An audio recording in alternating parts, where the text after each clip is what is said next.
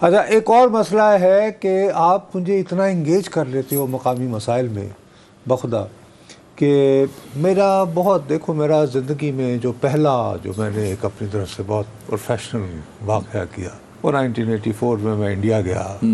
میں نے وہاں کے الیکشن کور کیے اور میں نے وہاں تمام تر جو لوگ سوچ رہے تھے اس کو کرتے ہوئے میں نے جو پہلی سٹوری وہاں پہ فائل کی. میں نے کہا یہ اس کو اتنی سیٹیں ملیں گی راجیو گاندھی کو جتنی پنڈت جواہر لال نہرو خواب میں دیکھتا ہوگا, اور وہی ہوا. 400+ سیٹس راجیو گاندھی کو ملی تھی اور پھر اس بات پہ کوئی اعتبار نہیں ہوا. تو بہرحال ینگ تھا میں نے ان دنوں 3rd کلاس میں بیٹھ کے یہ وہ ادھر. اب انڈیا میں الیکشن ہو رہے ہیں, غالباً ہم نے ایک مرتبہ ایک سیگمنٹ میں ایسے چلتے چلتے اس کا ذکر کیا ہے, حالانکہ ہمیں چاہیے کہ تقریباً روزانہ ایک سیگمنٹ کرنا چاہیے 5 سے 8 منٹ کا. پیار اتنا بڑا ہے اور وہاں پہ تو مختلف یعنی کہ اس میں ہوتے ہیں. بہرحال ہم تو خیر میاں پیچھے رہ گئے تو فواد چودھری جو ہیں وہ بازی لے گئے. اچھا وہ کیسے؟ فواد چودھری صاحب جو ہیں انہوں نے ہوا یہ کہ کچھ روز پہلے جو الیکشنز میں ہوتا ہے آل انڈیا کانگریس اس نے اپنا مینیفیسٹو دیا. وہ مینیفیسٹو راہل گاندھی کی طرف سے پیش کیا گیا. اس کو سننے یا دیکھنے یا پڑھنے کے بعد فواد چودھری صاحب نے یہ ٹویٹ کیا جو پاکستان میں تو آج کل کبھی کبھی دیکھنے کو ملتا ہے, ایکس کہلاتا ہے اب, لیکن انڈیا میں تو کھلا ہوا ہے.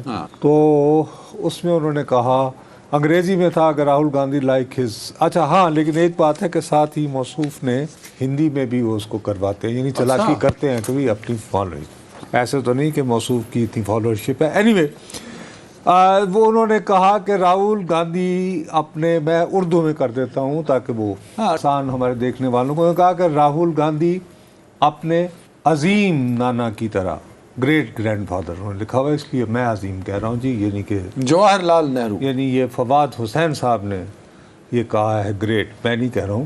ہیز اے سوشلسٹ ان ہم, کہ اس میں ایک سوشلسٹ ہے, اور انڈیا اور پاکستان کے مسائل جو ہیں وہ 75 سال کے بٹوارے کے بعد بھی اسی طرح ہیں.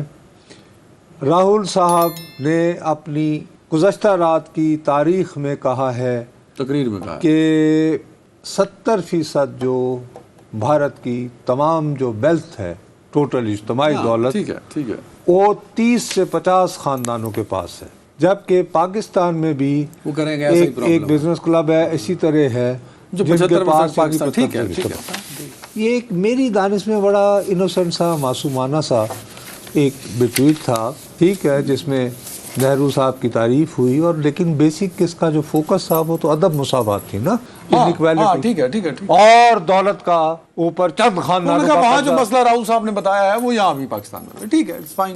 اب اس ٹویٹ کو 3,10,000 لوگوں نے دیکھا, ٹھیک ہے, امپریسو نمبر. بہرحال چلیں یہاں تک بات ختم ہو جاتی ہے, لیکن یہ ہے کہ وہاں پہ کچھ لوگ ایسے بیٹھے ہوئے ہوتے ہیں کہ کسی طرح پاکستان کو کوئی رگڑنے کا کو موقع مل سکتا ہے یا نہیں. یہ ٹویٹ آیا تو صاحب وہاں پہ میں کسی یوٹیوب یا سوشل میڈیا کی بات نہیں کر رہا ہوں, مین اسٹریم میڈیا شور مچ گیا, کہہ رہے صاحب یہ راہل کے لیے اور اس کے لیے اچھی آوازیں بلند ہو رہی ہیں, تعریفیں ہو رہی ہیں, واہ واہ, داد و تحسین کے ڈونگرے بجائے جا رہے ہیں. اب یہ کہ چلو ہم یہ کہیں گے یار ٹھیک ہے ریٹنگز کے لیے, ان کے چینل کو بھی کچھ اور مثالہ ملا, پاکستان کو رگیدنے کے لیے یہ وہ, حالانکہ اس میں دیکھے کہ ایل انفارمیشن, مس انفارمیشن, یعنی کہ فیکٹ چیک اتنا بھی نہیں کیا.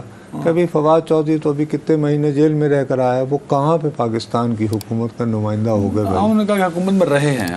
ارے لیکن بھائی وہ اس کو اجتماعی وہ ایسے پروجیکٹ کر رہے ہیں کہ ٹائم بھی کمی ہے میرے پاس, کچھ اور نہیں. اب آپ اس طرح نہ کریں نا, یہاں تک چلیں ہو جائے, اس کو بھی میں درگزر کرنے کو تیار.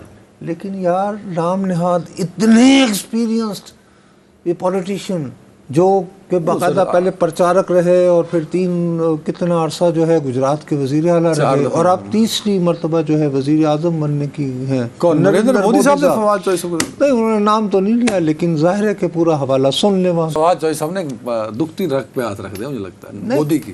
یار خدا کے لیے, Narendra Modi prime minister of India, دنیا کی آبادی کے اعتبار سے سب سے بڑی جمہوریت, نام نہاد, اور خود آپ اتنے experience politician. Give me a break man, تھوڑا سا فیکٹ چیک کر لو یار. ہمارے تو یہاں ابھی جیسے میں نے یہ سیگمنٹ شروع کرتے ہی تمہیں یہ کہا، میں نے کہا یار مجھے تم سے گلہ ہے کہ ہم اپنے مقامی مسائل میں اتنے الجھے رہتے ہیں کہ ادھر ہمسائے میں ہمارے الیکشن ہو رہا ہے. وہاں ایک ٹرینڈ ہے کہ پاکستان کو سیاست میں بھی گھسیٹا جاتا ہے، ٹی وی چینل میں بھی اس کا وہ پورا پورشن ہے کہ مقصد یہ کہ میں ذاتی طور پر، جیسے میں ہمیشہ کہتا رہتا ہوں، میں ذاتی طور پر چاہتا ہوں کہ انڈیا اور پاکستان کے درمیان نارمل جو ریلیشن شپ ہوتا ہے نیبرنگ کنٹریز میں ہونا چاہیے. میں ذاتی طور پر نریندر مودی صاحب کی پالیٹکس کو میں ایکسٹریمزم سمجھتا ہوں، میں اس کو پیروکیل سمجھتا ہوں، میں سمجھتا ہوں یہ کمیونل پالیٹکس ہے، الگ بات ہے. لیکن اس کے باوجود میں اس بات کو ڈینائی نہیں کر سکتا کہ یار موصوف از اے ہائیلی ایکسپیرینس پولیٹیشین، اتنا تجربہ کار آدمی، زندگی گزر گئی سیاست اس مقام پر پہنچ کے یار اب کیوں؟ تو اس کا مطلب ہے کہیں نہ کہیں گڑبڑ ہے. گڑبڑ یہ ہے کہ اس دفعہ اترے تھے میدان میں یہ نعرہ لے کر، اب کی بار 543 ہے نا سیٹی وہاں پہ، یعنی کہ 543 لوک سبھا کی، کہ اب کی بار 400 پا، تاکہ میں اپنی پسند کے مطابق آئین میں ترامیم کر سکوں جس کے ذریعے انڈیا کو اس کی ہندو پہچان دے دی جائے rather than being secular. اور پھر اس کے علاوہ اس طرح کے کچھ مسائل کے جس میں مسلمانوں کے لیے جو مسلم پرسنل لا ہے، لیکن مجھے لگتا ہے ابھی اتنا پاپولر ہے وہاں پہ بی جے پی کے 400. وہ یہ رہا ہے کہ ابھی تک جو الیکشنز ہوئے ہیں ان میں جو ان کے گڑھ تصور ہوتے تھے، حالانکہ وہ بھی ایک مس نارمر ہے کہ وہ اس طرح کا ہے کہ جیسے ہمارے ہاں نواز شریف صاحب کی جماعت کے ساتھ نہیں ہو رہا تھا 8 فروری کو کہ ساڈی گل ہو گئی تو لوگ گھر سے نکلے ہی نہیں الیکشن، اکثر کسی نے کوشش ہی نہیں کی کہ ساڈی گل ہو گئی.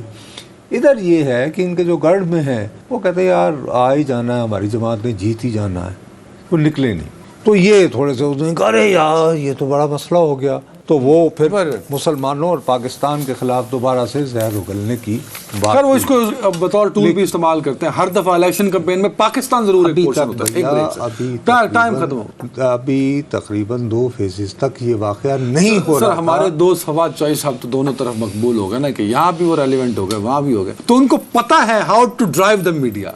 یہ گر ہے ان میں. ڈیجیٹل میڈیا ایکٹیویزم میں فواد چوہی صاحب کا ایک بڑا رول ہے. جی جی ماشاء اللہ، اللہ انہیں اور کامیاب کرے. لیکن بات سنیں، اس وقت ضرورت ہے پاکستان تحریک انصاف کو. میں مذاق نہیں کر رہا، میں فواد چوہی صاحب سے جب بھی ملوں وہ ہنس کے ملتے ہیں، لیکن انہیں میرا ان سے کوئی تعلق نہیں، کوئی دوستانہ نہیں ہے. جہاں بھی کہیں میرا نام نظر آئے تو وہ کوشش کرتے ہیں کہ عدنان حیدر کو نقصان پہنچایا جائے، وہ بھرپور کوشش کرتے ہیں. ارے میں تو ان کے ساتھ اتنی دوستی کے بعد، تو یارانہ ہے نا ان کا، وہ تو وزیر اطلاع، لیکن میں حلفاً اس بات، یہ بھی بات ہے ویسی کوئی بات، حلفاً اس بات کا اقرار کرتا ہوں کہ آج پاکستان تحریک انصاف کو ایک اچھے اسپوکس پرسن کی یا میڈیا ایڈوائزر کی یا میڈیا مینیجر کی ضرورت ہے، اور وہ کوالٹیز ساری کی ساری فواد چودھری میں. جناب مروت صاحب سن رہے ہو کیا؟ یہ ایسے لوگ آپ کے ہیں. مروت صاحب بالکل صاحب پہچان لیجیے، پہچان لیں. میں حماد اظہر صاحب اب آپ کو سمجھ آئی کیوں آپ کو ان کو فون کرنا پڑتا ہے؟ سمجھ آ گئی. حماد صاحب دیکھیں، حماد کئی میری خبر، میں اپنی خبر پہ قائم ہوں حماد صاحب کے حوالے سے بھی، اور مروت صاحب کہتے ہیں بریک پہ، مروت صاحب کے حوالے سے بھی میں اس بات پہ قائم ہوں کہ پاکستان تحریک انصاف کا بیڑا غرق کرنے میں اس کی لیگل ٹیم کا اور مروت صاحب جیسے کرداروں کا کام ہاتھ ہے. اگر پی ٹی آئی چاہتی ہے کہ اپنا آج جو جواب دیا ہے پی ٹی آئی کے آفیشیل ٹویٹر ہینڈل پہ، اگر فواد چوہدری صاحب ہوتے تو آج یہ جوابات نہ ہوتے. ہی ہیز دا گٹس نا. یار میں نے بتا دیا نا کہ فواد چوہدری نے 5 سال میں جہاں میرا نام سنا نقصان ہی پہنچایا، تو میں بری ان کے حق میں اچھی بات نہیں کر سکتا. تو یہ ان کی کوالٹی ہے جو میں